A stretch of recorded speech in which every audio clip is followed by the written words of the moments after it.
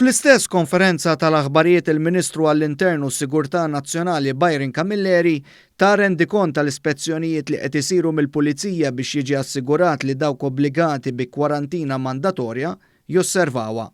Sa ftit minuti qabel tħanna din il-konferenza stampa kienu saru 376 spezzjoni u anka kien hemm 5 persuni illi ġew anka imħarka.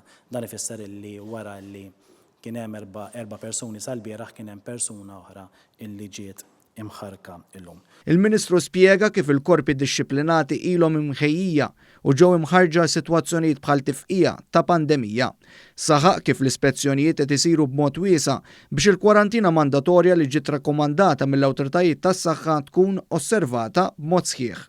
L-ispezzjonijiet mhux biss qed isiru fuq każijiet ġodda, iżda anke qed isiru spezzjonijiet fuq dawk il-persuni li diġà jkunu nstabu illi ma jkunux qed josservaw l-obbligu legali li kellhom ta' kwarantina. Il-Ministru Byron Camilleri qal li ħidmet il-Pulizija tibqa' anke f'affarijiet oħra marbuta maż-żamma tal-ordni fil-pajjiż.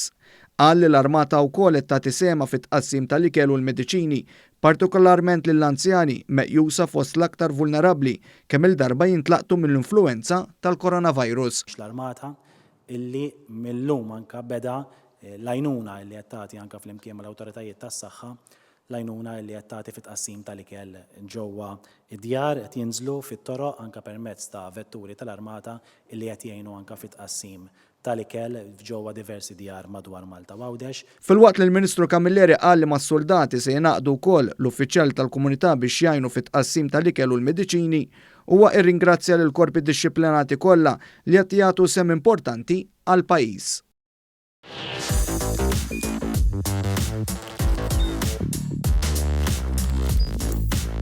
Idħol fuq one.com.mt u hemmhekk tista' tara l-programmi kollha li jxandru fuq One permezz ta' One Play.